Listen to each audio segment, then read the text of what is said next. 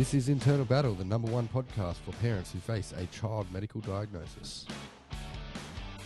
Sharing these stories with you will be our host, Nathan Jepson.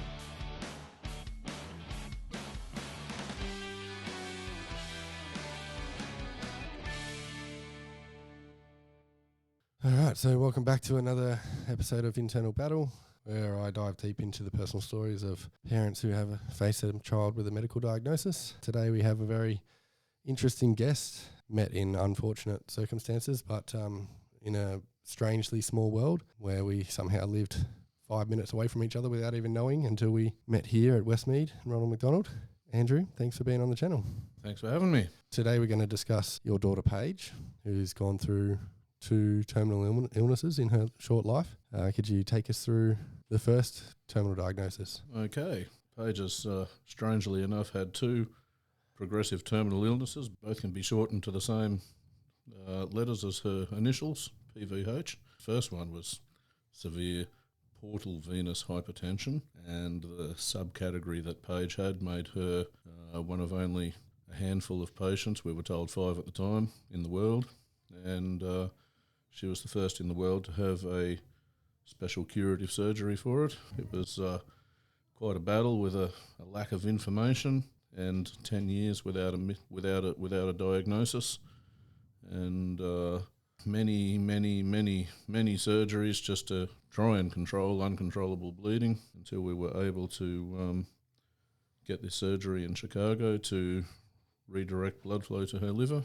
And how old was Paige when this first one happened? So Paige got this from birth, from an infection that travelled from her umbilical cord to her liver and destroyed the blood flow to her liver. And it might seem like a small thing, but portal venous hypertension affects every organ in the body, because if you've got unfiltered blood flowing around your body because it can't be filtered by the liver, then it causes all sorts of organ degradation, from brain encephalitis and involuntary screaming to heart and lung failure. And it's 10 years I really don't like to look back on. It was it's a brutal condition that culminates in uncontrollable bleeding from anywhere at any time.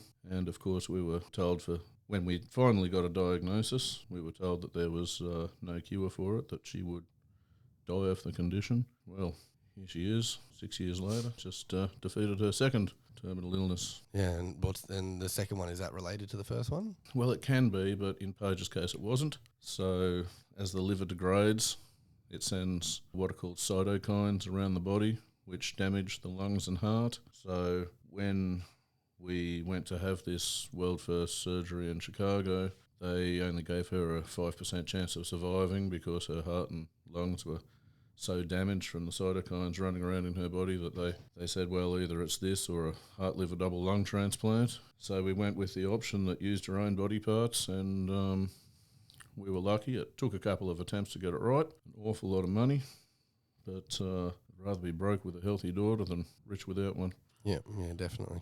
Yeah, and that trip, so just to give a bit of a backstory, so you're from the Northern Rivers area. Yep. You're a farmer. Yep. That trip to America was, how long did it take for the Australian doctors to get to that point where they needed to send you, or you decided to go to America to seek treatment? They didn't support us going overseas. They told us that no one in the world would be able to perform the surgery, as well as having to fundraise $1.3 million to get over there. We actually had to fight the Australian medical system to allow Paige to travel, because we had certain doctors who were trying to block us from going over there, unfortunately, because they didn't believe that it was possible. Yeah, wow. And but what can I say? Luckily, there were a lot of people in the community that had had bad experiences medically and sympathised with us, and went about raising the money. And even though the doctor in Chicago was a bit uncertain as to whether he could actually proceed, because Paige's liver was so badly damaged that the risk of bleeding to death on the operating table was real. And quite high. Very high. But using Chinese medicine in the 6 weeks leading up to travelling overseas, we made a lot of headway into improving that bleeding risk, and that was the only reason the surgery was able to be performed. I credit Chinese medicine with saving her life more than a few times. Yeah. Even recently as well. Absolutely. Yeah. Yeah. Yeah. So what's your background again? Because you've done obviously a lot of your own research into herbal medicines and the more natural medicines. I started off as a plant physiologist at uni, so I learned a lot about plant metabolites and such, and I studied a bit of pharmacology and herbal medicine here and there, dabbled in it, and luckily I did because we ended up needing it. Yeah, it wasn't until we were sort of ready to go to Chicago and I had such wonderful success with the Chinese medicine that I realised quite a few things about herbalism that I'd never sort of put two and two together. And we've been able to use that same approach to successfully save a life from this second apparently incurable terminal illness. Yeah, it's amazing. So you can't not credit the doctors because they obviously do what they've got to do. Absolutely, Yeah. particularly the first time round, it just felt like a fight against the doctors with the first illness. Yeah. And it was a fight against the doctors. They all they could do was control her symptoms and try and multiple surgeries to control bleeding, because that's what they were limited to. When you're only the fifth person in the world, it's, information's hard to come by and expertise is even harder. Yeah, and then the research behind it isn't there. Yeah, exactly. Yeah, the second time around with her what's called chronic thromboembolic pulmonary vascular hypertension was a bit easier. We'd established some contacts within the Australian medical field. Our surgeon, Dr. Superina in Chicago, is good friends with some very highly ranked doctors and surgeons in Australia, so he referred us to them, and for the second illness we were taken seriously, and they saved her life. Don't get me wrong, I don't credit everything to natural medicines. There's no way she'd be alive without the imaging techniques and the acute care medications available to treat her condition. But with both conditions, many times we were told that survivability was not on the cards, and that people don't get better from these conditions, they only continue to get worse. And Paige is absolutely living proof that things can be turned around with the right nutrition and the right cultural methods. Yeah, the right combination of traditional medicines. Yeah, it puts a bit more of a standpoint in that whole brain gut health, the link between the two. And like we've talked about before, creating that eco environment within the gut that can overly benefit the rest of the body, especially the brain and how the body works and responds to certain treatments and certain nutritional aspects from foods and from plants, and how the body reacts to those things. Some of the things that you've kind of explained to me over the time that we've spent together is quite miraculous. Like what happened to Paige recently with the blood clot and the infection in her arm. Okay, so Paige was actually due to come off her medication for her second illness that she's had, which I'll just refer to as CTEF. So she was in hospital for 8 months. They told us all that she'd never survive, she'd never walk out of the hospital. And then she did, and they told us she'd never come off the medicine, and within 4 months she'd made a miraculous recovery. So they went to take her off the medicine, but unfortunately the surgery to remove the central line was delayed a couple of times. That central line ruptured inside of her. The corrosive medicine, which is used to kill these cancerous type cells around the heart and blood vessels, leaked into her arm and caused a bit of damage, massive blood clots, massive infections. And the problem was because the infection migrated into her central line and into her bloodstream and caused sepsis instantly. The antibiotics they were using, first they had to grow the organism, culture the organism, and then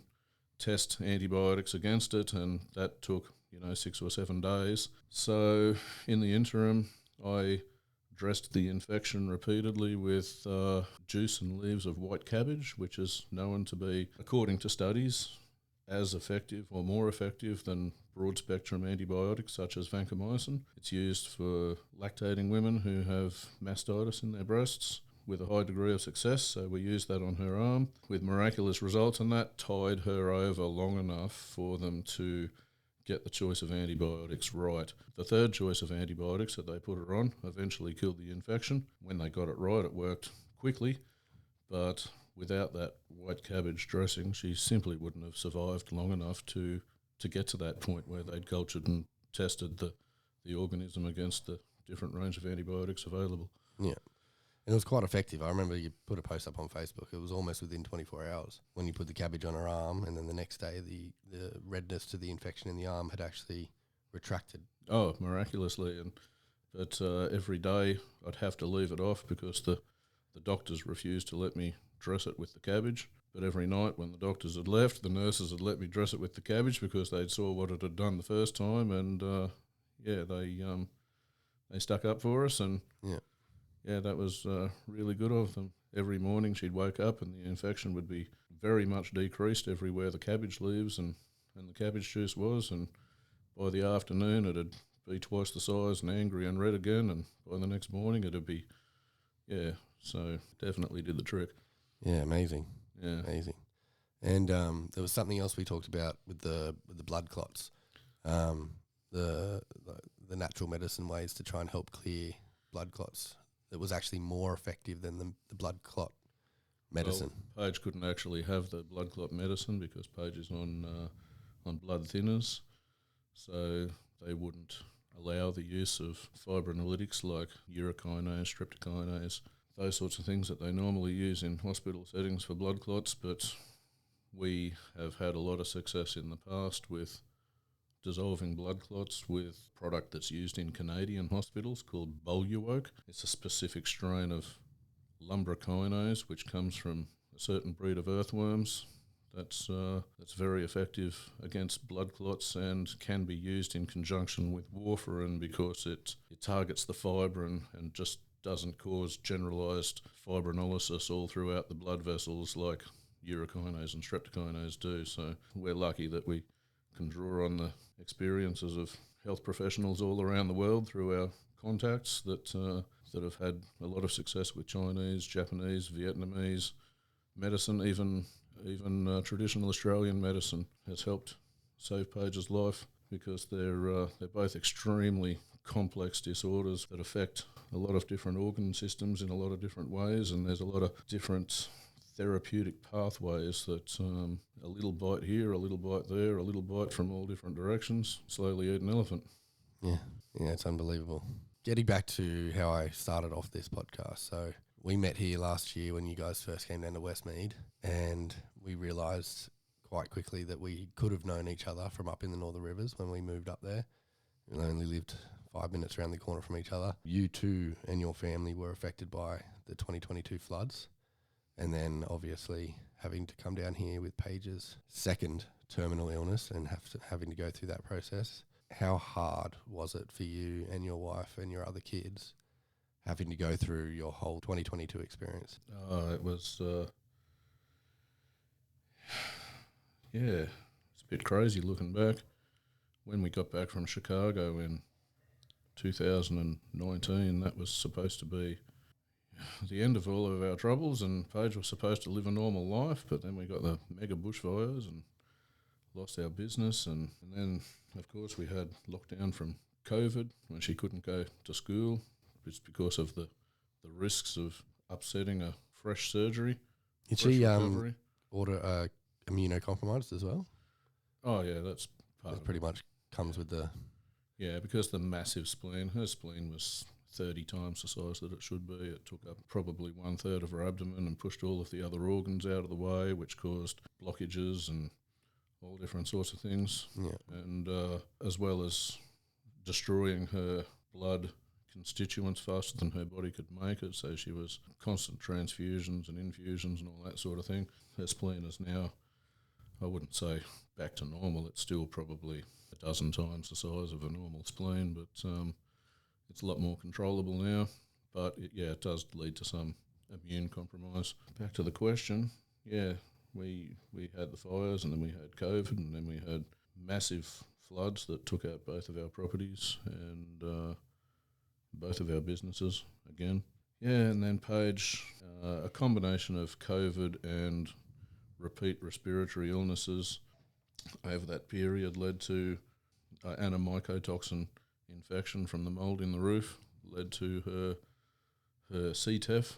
So with the CTEPH, the incidence of severe pulmonary hypertension in children is about 1 in 50 million, and Paige CTEPH is about 1% of those. So Once again, she's 1 in 500 million with that. Yeah, it was only our experiences with Chinese medicine from the first illness that there was a fair bit of overlap in the conditions, because primarily it's not necessarily a vascular disorder, but it affects the vasculature in similar sort of ways, but in different organ systems.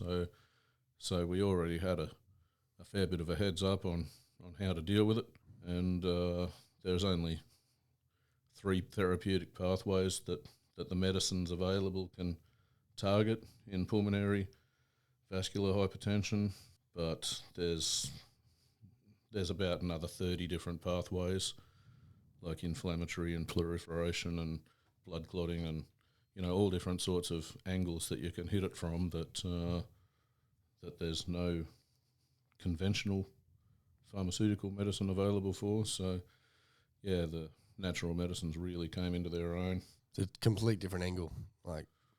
She wouldn't have survived without the diagnostics and the imaging and the acute care medicines, and even the medicines that are the pharmaceutical medicines that are available to her. But the issue was that because her organs were so severely damaged, she was actually offered a heart, liver, double lung replacement for the second time in her life because of the extreme damage done. But then they said she wasn't a candidate for surgery anyway, because she couldn't go on what's called an ECMO machine, because basically the pressures in the left-hand side of her heart and the right-hand side of the heart had equalised, and people in that position can't be put on heart-lung machines and can't be resuscitated. So there was no other options available than to just try with everything that we had. So even while she was in intensive care, we were poking all different sorts of medicines in and rubbing all sorts of pressure points, and some of them, the results were miraculous. When she was having cardiac arrests, we'd just be rubbing certain pressure points on her wrists and her feet, and it was amazing how quickly her heart would go back into a normal rhythm and start beating again. And yeah, it was surprised even me. I was expecting results, I just wasn't expecting them to be so dramatic. Yeah, and in that sort of situation, you try anything. Yeah. When they told you that she's going to die, she's definitely going to die. She had 6 centimetres of blood clot threatening her brain. She had 10 centimetres of blood clot threatening to move into her liver. She had a massive pulmonary embolism. She had lungs full of blood clots.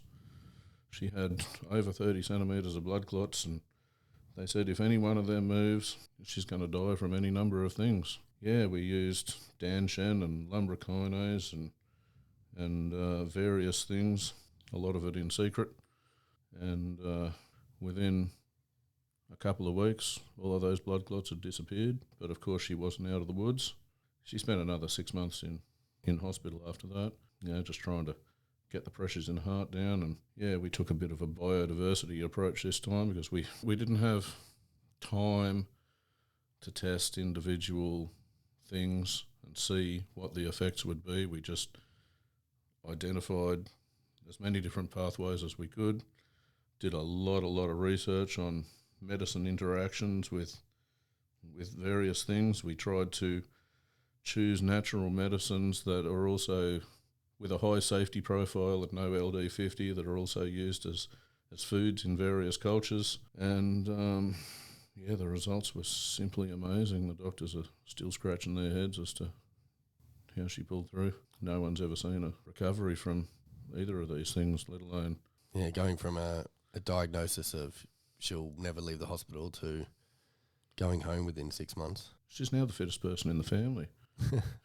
Seriously, I can't keep up with her. This was someone who'd pass out walking 10 metres, and now she can run 6 kilometres at 6 kilometres an hour. Wow, that's impressive. The thing that really gets me is that because her organ systems were so damaged, she wasn't actually accepting the pharmaceutical medication. She didn't even reach therapeutic doses of the medicines that the doctors put her on, and she still made this recovery. That's unbelievable. Literally the super trooper.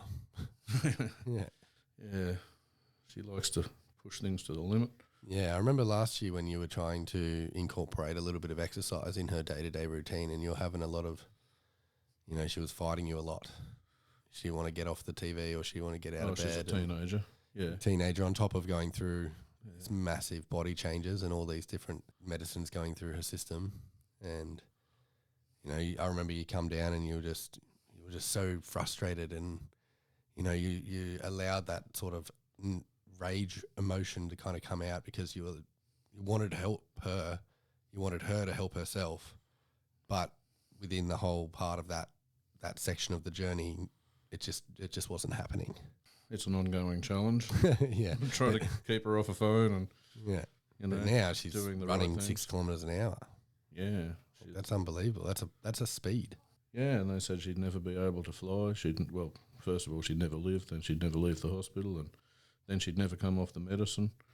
Well, yeah, in 4 months we had her off the medicines, and she'd never be able to fly, and now she's going to fly to New Zealand as part of her Make-A-Wish Foundation gift. And in fact, when we flew down here with the recent scare with her arm, the rupture of that PICC line, the critical care paramedics on the flight said they couldn't really see any difference between her heart and the heart of a normal 16-year-old.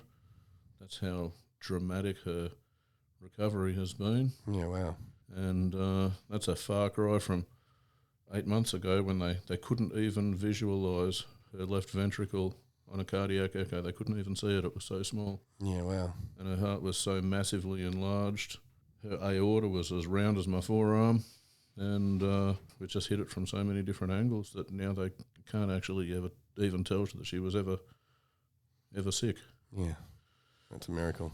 Yeah, it is. It really is. A lot of people would say that what I've done is extreme or reckless or dangerous, and absolutely dangerous. But when you've got no option, they're going to die anyway, then you do everything you can. And I put a lot of research into it. I haven't been reckless about it. I've tested everything on myself first and at the appropriate dosages, and I've had to take some risks when it comes to medicine interactions and such. Yeah, the results certainly speak for themselves. Yeah, exactly, yeah. Yeah. It's unbelievable. So now we've become a bit of a hit in the pulmonary hypertension community, and now we're using our knowledge to help kids all around the world, and we've referred various kids to specialists that they couldn't otherwise get to. We've actually helped correctly diagnose kids that were misdiagnosed and receiving the wrong treatment. We've helped fundraise a couple of $1 million for kids with similar conditions to go over to the States to have reconstructive surgery. Yeah, it's really satisfying. Yeah, that's amazing. It's quite incredible what coming into this type of journey, and then when you put one foot in front of the other and seeing, you know, just taking it day by day, but then you see what can come from the journey as well. It's kind of something like what I'm doing here with this podcast, trying to help spread awareness and tell people's stories and inspire others. And it's something similar to what you've been doing. Yeah, well, they say the final step in healing is using your knowledge to help other people. Yeah. In similar situations, and it's very true. It takes away all that pain and replaces it with some degree of satisfaction. Yeah. Nothing makes me happier than to know that I've helped save the life of a kid somewhere, even if I've never met them. Yeah. A lot of people over in Canada and US in particular have started following the same approach that we've been taking, and they're having miraculous results as well. That's fantastic. Yeah. It brings, you know, hope and joy to my heart. You know, it's a beautiful thing to try and pass on the knowledge and hopefully that it does help someone. At the risk of sounding like I'm dissing doctors, and I'm absolutely not. They're, you know, experts in what they do and specialists, and they save a lot of lives. But we live in a fast-paced world, and a lot of the medicines or the concepts that doctors use, they have to go through 10, 15 years of vigorous approvals and all sorts of things before they're allowed to be used in hospitals. And I've studied pharmacology, and I'm well aware that 95% of the medicines that they use in hospitals come from a Spanish moss on the side of a cliff, or the urine of a pregnant mare, or the toe jam of some pig out in the bush, or whatever. Everything. All these medicines, they all come from somewhere in nature. They can't just be created out of thin air. Pharmaceutical companies spend tens of billions of dollars scouring the world and testing natural medicines for their pharmaceutical powers, and then they synthesize those into pharmaceutical drugs and just scour the internet for remedies and go directly to the source. And I've found throughout my years of studying plant physiology and secondary metabolites in things that a lot of these natural medicines work even better than the pharmaceutical equivalents, because the plants as living organisms actually have to protect themselves against their own metabolites. Think of a poisonous plant has to produce some sort of secondary metabolite in order to protect itself against its own poison. So a lot of these remedies actually come with their own secondary metabolites and molecules to moderate the effects of the active ingredients that would, otherwise cause distress throughout the cells in the body. Yeah. It's a fascinating science, and sadly it's one that we either overlook or we've been brainwashed to disbelieve. And a lot of that comes about because a lot of these herbal medicines or things that you buy in pill forms from chemists, they don't work because they've been so altered from their natural states and heated and pressed, and the freshness and the purity and the quality and even the ingredients aren't guaranteed. When choosing herbal medicines, you've got to be certain of the source, you've got to be certain of the freshness, you've got to be certain of the extraction methods being used, and it's not just a case of going and buying a bottle off the shelf. And that's why I use KPC Herbs. They're a Chinese company. They do decoctions of both like water decoctions and alcohol decoctions, evaporated and put into a dripping powder. And that way it preserves the freshness and the quality of the herb. And I know that it contains all of its water-soluble and oil-soluble components. That's just the way that I like to do it, other than growing my own fresh herbs, which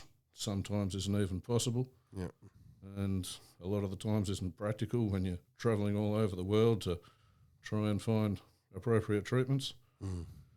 For Paige's first condition, her pulmonary hypertension, I scoured the world for years trying to come up with solutions, and I'd tried a Western herbal approach, a little bit of this, a little bit of that. We had some degree of success, but it wasn't until I discovered Chinese medicine and discovered how these things work in combination with each other that, and of course the Western herbalism actually discourages the use of multiple herbs at the same time because they say that dangers of mixing certain things. But in all honesty, I've had Paige on up to 50 or 60 different herbal medicines at once with some of the most powerful drugs known to mankind, and I've never seen a herbal medicine or a herb-herb interaction yet. It doesn't mean I'm not careful of it, but I've never actually seen one. Yeah. There's a natural synergy that's created when you use a lot of things in combination, and as I said, I scoured the world for various things, only to discover with her first terminal illness that the things that she really benefited from were actually growing under my front steps and under my trampoline.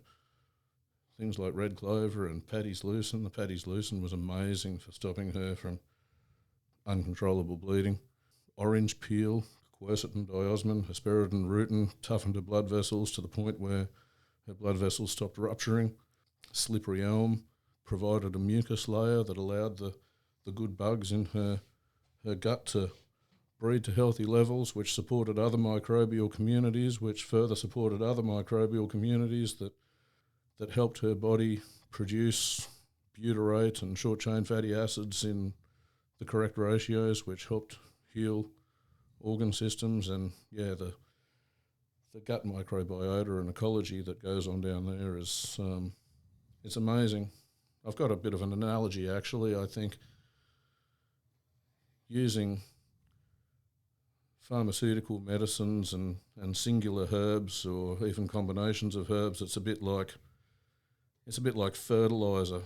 You get good results and things appear positive, but in terms of regenerating the ecology in the gut, it's more like building soil rather than fertilising. If you can build the soil, then the soil provides its own fertility, and it provides it in far better volume and abundance than what you can possibly poke into their mouths. Yeah, I think we touched on it in a conversation a couple of nights ago where we spoke about modern medicine, and we talked how, like, Panadol, as simple as Panadol, most people take Panadol when they have a headache, but it's the body. We take these medicines to mask symptoms so that we can get on with our day and have some form of comfortability, but it's our body telling us that we're missing something or that something's wrong, and we don't really go to fixing the source of those things. Like, you could be missing a nutrient from your body, or simple as you're dehydrated, or you need some fresh air because you've been locked in an air-conditioned room for 12 hours. And Absolutely. most people just go, oh, Panadol, pop, drink, yep, cool, back to work. And don't get me wrong, I'm not a diehard for natural medicines that my brain has fallen out. I've had plenty of experiences where I've given herbal medicines and I thought that they were doing something and they were actually just masking symptoms, and the problem became worse because of it. Yeah. So, it's one of those things that you live and you learn, and you take as much care as you can, and do a lot of research. And artificial intelligence has sort of helped open that up a little bit, helped confirm things, to scour multiple studies from across the globe with a click of a button. Yeah. Well, you've got to have that equal balance between those types of things, don't we? You've got to eat a healthy diet. You've got to have some exercise. Take some medicine when you think you need the medicine.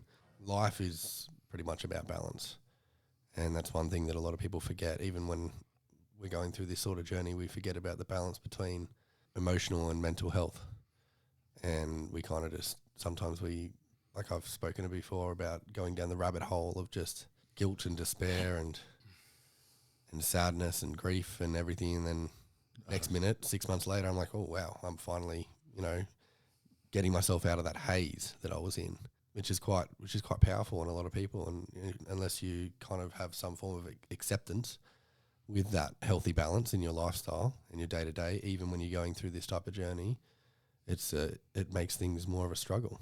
I totally agree. I didn't realise that I had severe post-traumatic stress disorder from seeing Paige vomit litres and litres of blood many times, surgeries every month for years. It was, you don't realise until you get through it the impact that it's actually had on you. I'd like to think that I'm a stronger person for coming through the other side of it. Paige has been told she's going to die so many times that last time she was wheeled into surgery, it was me that was crying, and she was going, come on, Dad, really? They'd just given her a 5% chance of survival. Yeah, it's heartbreaking. Come on, Dad, really? Yeah, their resilience is amazing. Kids are so tough. Yeah. Yeah. I see the adults breaking down crying, and the kids just want to go out and have fun and play. Yeah.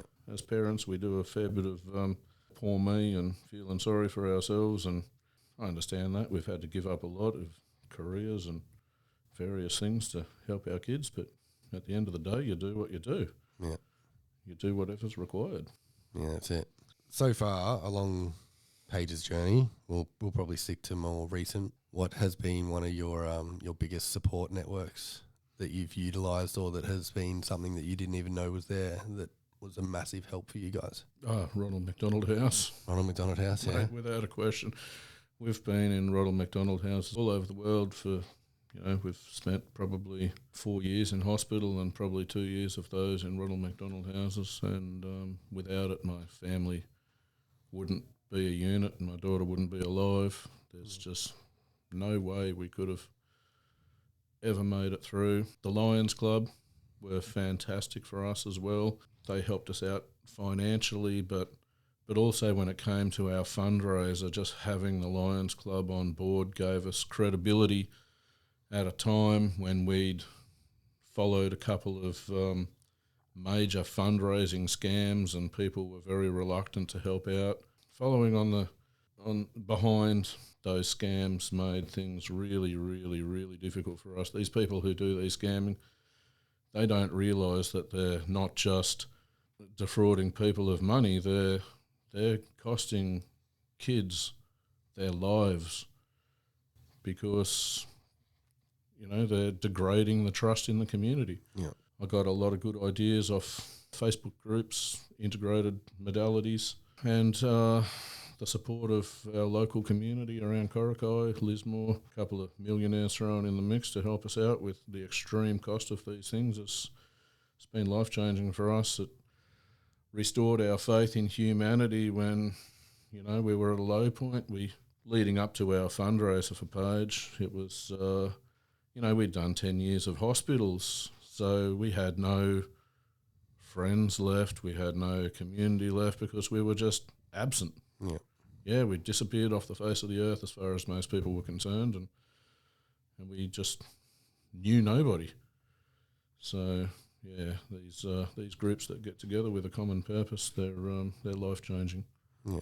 So that's something that I learned as well from scouring Facebook and the internet for answers, is that even though I found answers or I thought I knew answers, there was always something else, always something more to learn, always something more to read. So yeah, sticking to talking to you about giving Oliver vitamins and trying to boost up his nutritional levels, but you would explain when to take certain things and not to mix things together. Was it like taking vitamin C and vitamin D, but then not having turmeric every day? Like turmeric's great, but then you can't have it every day because it actually decreases the absorption of the other nutrients. So that was...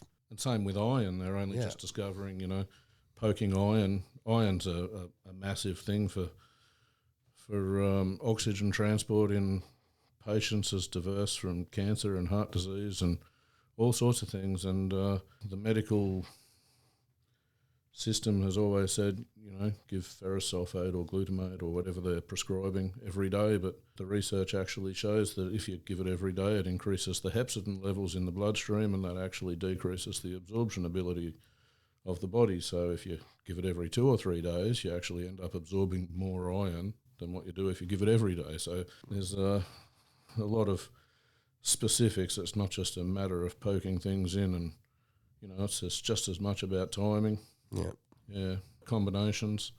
I'd just like to go back and touch on what you were saying about the happiness of, the mental state of kids. And I learned an important lesson with this about laughter being the best medicine.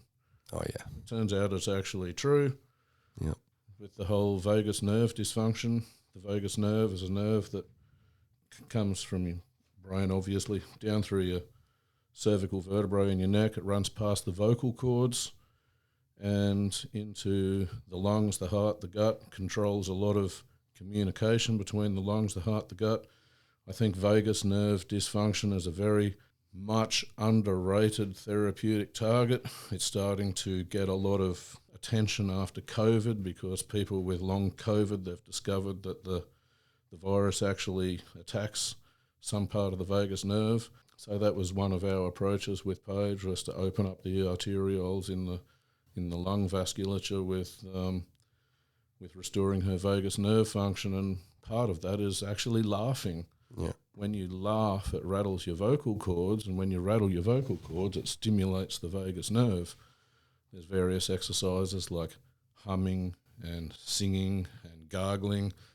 A lot of kids can't do that. I actually tried to help a couple of kids with epilepsy, and one of the parents in Ontario in Canada has found that the natural thing you do with babies is you blow raspberries on their neck. Yeah, and just by blowing raspberries on her neck and rattling those vocal cords has had a profound impact on this baby's health. Wow. By stabilising the heart rhythm, by stimulating the vagus nerve. Sometimes it's just these cultural things that we do, like, they've found that kids who bounce their legs, I'm sitting here bouncing my leg at the moment. Yeah, it's a bit of a nervous thing. It's related to blood sugar. That exercise where you're bouncing your leg, you're lifting your heel off the ground, is called a soleus push-up, and they found that soleus push-up activates a particular muscle which controls glycolysis in the body, which is more effective than the drug metformin at controlling blood sugar levels. Wow. So just by lifting your heels off the ground when you're in a seated position has profound implications for all diseases like pulmonary hypertension and cancer, where you've got disturbed glycolysis functioning and things like tumours and cell proliferation running on sugar when they should be running on fat. Yeah. Yeah. And just that simple exercise of lifting your heels off the ground has more of an effect than the strongest pharmaceutical drugs. There's a lot of these things that you can do that are just cultural, blowing raspberries on necks, bouncing your legs. Yeah. Yeah, that's the body is an amazing thing. Yeah, I almost feel like the laughter thing, they have the clown doctors that go around stealing the hospitals. They have the Starlight captains that come through Westmead. They're literally paid to act like 5-year-old wizards that come around and just be silly. Oh, they're amazing, aren't they? Yeah. I was sitting in the hospital there the other day, and even in his lunch break, he's wandering around just going la-di-da-di-da, strumming on the guitar, and just everyone that comes within 20 metres of him, just instant smile on their face, and you can see the kids light up, and yeah, I'd love that job. Oh. The funny, they never break character. That's what never break character. It's the funniest guys. Even when you like, I approached a couple of the clowns to talk about the podcast, and they just didn't break character. They kept going, and they're just like, they went to take a little business card, and as she went to take the business card, she went to give it to the other clown, but then she dropped it and then picked it up, and then she put it behind her back and hid it, and it just kept going. Like this is, I was actually enjoying the moment, but at the same time, I'm like, I want to have a serious conversation with you, and they wouldn't break character. And by the time I left, even though I had talked to them enough to kind of felt that I was comfortable with the information I'd given them, my mood was lifted. Like I was exhausted. I think I was on like my 4th coffee for the morning, and like I was staying in Variety Ward at the time, and I just had like this uplifted feeling. Like I just went around, and I think it was like 15 minutes of like my cheeks were hurting from laughter. Yeah, same. Like it has such a powerful effect. Walked around with this sense of gratefulness, just that there's people that care enough to, So another part of the channel that I want to get from this is obviously people who listen and have to go through this journey in the future, learn from your experience. What's one of the biggest things that you think you could pass on to the future people who have to go through this? I think that the people who have the most success at recovering are the people who have an open mind, and they include all sorts of modalities from acupuncture and whatever. Don't worry who's rolling their eyes and who's laughing. Give it a go. Yeah? Doctors are very, very good at what they do. They're specialists in their field, but they are not nutritionists. They are not herbalists. They don't study any of these things. So if you ever come across a doctor that rolls their eyes or tells you that such and such won't work, just don't listen. Find an expert that actually deals in those things. If I go to a herbalist and they're just as likely to diss doctors. They do, yeah, they do. Yeah, doctors diss herbalists. It's pride and arrogance in their field. Look for a doctor where if you ask a question, they don't just spit out the first thing that comes to mind. The best doctors I've ever come across are doctors that'll say, I don't know, but I'll look into it. Yeah. Yeah. I remember one doctor back in Lismore, in one breath, he said, don't waste your time with herbal medicines because they don't work. And in the next breath, he said, don't use herbal medicines because they're so powerful they can interact with the pharmaceuticals and cause unexpected outcomes. So which is it? Do they not work, or are they really powerful? So I'm not saying diss any particular field. I'm saying combine the best of everything. Yeah, be open-minded to everything. Be open-minded. Research the science. Get on Google Scholar and look at the studies. There's so many different things out there which can have even just the smallest effect. Yeah? And it mightn't be a dramatic effect. It mightn't be a 30% improvement, and therefore drug companies don't pick up on these things and develop them. But it might be a 5% improvement. So a 5% improvement here, a 2% improvement there, and a 3% improvement there, it all adds up. Yeah. And just in my experience, they seem to be the people who have the most successes, the people who include a diversity of treatments, because these treatments, they help each other out. They create a natural synergy. Nothing's as ever clear-cut, like with various cancers and such, that they'll have radiotherapy or chemotherapy that can directly target cells, but there doesn't seem to be anything out there which is... There's so many aspects, like the glycolysis that I was talking about before, the actual change in how the body uses sugars, and there's different things like vitamin D and berberine which can control intussusception and reverse angiogenesis and starve tumours. There's proteolytic enzymes which can break down biofilms to make things like chemotherapy more targeted and effective. There's all the little things. They all add up into a bigger picture. Yeah. Yeah. Yeah, and like you said before, you ask the oncologist a question about nutrition, and they're like, oh, I'm not a nutritionist, I don't know. I'm a cancer-specific doctor. And then, you go to the nutritionist and you ask them about, oh, how's this going to interact, like the nutrition you're going to put me on, how's this going to interact with the medication the doctors put me on? They can't answer because that's not their field. Yeah, it's not their field. It's not what they've studied. It's not what they're qualified in. There are no generalists anymore. Everything is so specialised that they don't see the changes in the research going on outside of their field, which, because the human body or any body, it's a complex interaction of organs and systems. It's not limited to, you can't just isolate a heart and keep a heart healthy in isolation. No. It requires a symphony of thousands of metabolic processes and, all your organs working in harmony. Yeah. So, general health, anything that can improve general health can go a long way towards treating anything. And I use the analogy, we all know that fruits and vegetables and certain things can keep you healthy. It's not rocket science. It's not so big a stretch of the imagination to imagine that they can make you healthy. Yeah. Yeah. Particularly when it comes to influencing the microbiology in our gut, which then, like, as I said, building the soil and it provides its own nutrients. Yeah, yeah, exactly. One of my key things with Paige was studying the microbiology of pulmonary hypertension patients, and I realised that, pulmonary hypertension patients, particularly when combined with portal hypertension, they've got a thin mucosal layer in the gut. And just that thin mucosal layer, you wouldn't think it's such a big deal, but there's a type of bug, for want of a better word, called Akkermansia, which lives on and in that mucosal layer.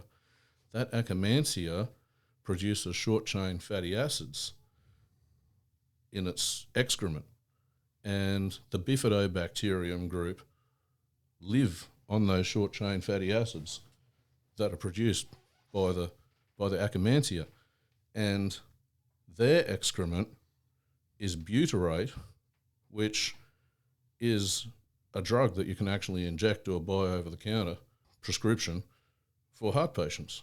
If you can get your body to produce those omega-3s, those short-chain fatty acids, that butyrate, then it can produce far more in much better bioavailable form than what you can possibly poke into your stomach. Yeah, and purchase over the counter. And because it's produced in the body, it's produced with the secondary metabolites that accompany it to offset any of the risks that are associated. Like fish oil is an example. Everyone with an inflammatory condition knows that omega-3s and fish oil, can be a life-changing thing. But you can only poke a certain amount of fish oil into your body before it destabilises things like blood thinning medications. But for some reason, and no one really seems to understand why, if you can get the gut bacteria to produce the EFAs instead of exogenous, if you can get the endogenous EFA production, then it can handle much, much increased doses of EFAs without any effect on the blood thinning. Yeah, right.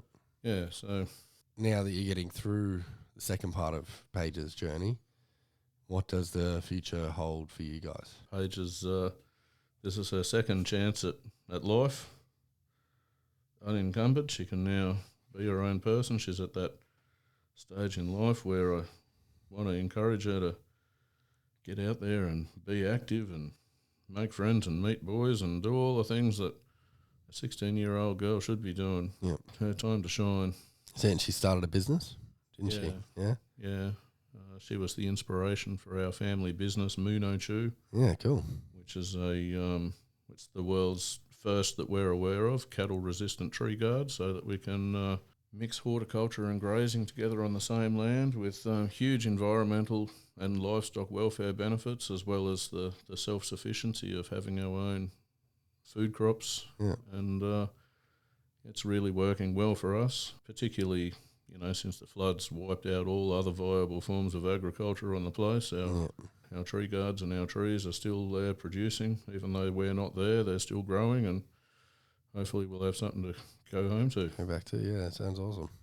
She's a teenager. She doesn't necessarily want to work in the business. She wants to go out and do her own thing, but she inspired it nonetheless. Yeah. Yeah, she's a remarkable girl. It's amazing with the life ahead of her now. I've just got to convince my teenage girl that to keep up these cultural things like the soleus push-ups and the gargling and the various natural medications that we've sort of weeded out, the ones that are sort of less necessary now that the emergency acuteness of it has sort of been suppressed. Yeah. And there's various things that she should probably stay on for years or the rest of her life for maintenance to make sure this thing doesn't rear its head again. Yeah. It's a tricky one. It's very comparable to cancer in a lot of ways, but it's the opposite of cancer in a lot of ways too. And instead of proliferation of blood vessels, you've got destruction of blood vessels, but you've also got the proliferation of cells like in cancer.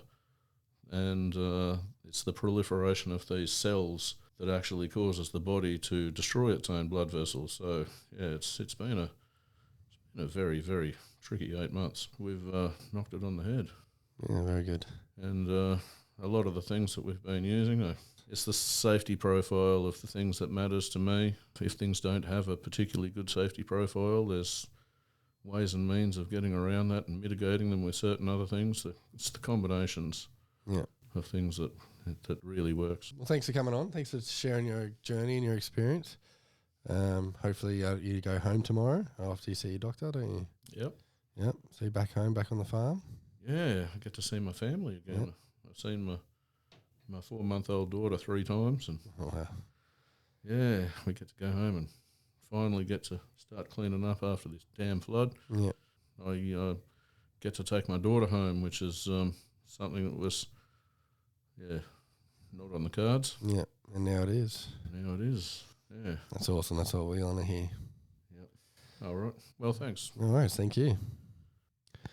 And thank you for listening. It's not an easy feat retelling your child's medical diagnosis journey, but Andrew did such an amazing job. Paige, when you listen to this, I hope you're proud of your old man. He did such an amazing job. He's such a legend. And to the listeners out there, I hope you enjoyed hearing Paige's medical experiences. I hope that you're inspired by what such an amazing, brave and resilient young lady Paige is. Just remember that life throws obstacles at you and you must use the tools that you have and you know to work at them and overcome them. And if Paige can beat 2 terminal illnesses by the age of 16, anything is possible. If you'd like to hear more stories from parents who have a child who face a medical diagnosis, please don't forget to subscribe to the channel, like the videos, and comment your queries, questions below. You can also support Internal Battle by heading over to our webpage, www.internalbattle.com, or follow our journey on Facebook, Ollie Bear, and our cancer journey. I feel honoured to have met Andrew, Paige, and their family. I wish them all the best for the future, and I can't wait to share the next family's journey with you guys. Thanks for listening. Take care. Bye-bye now.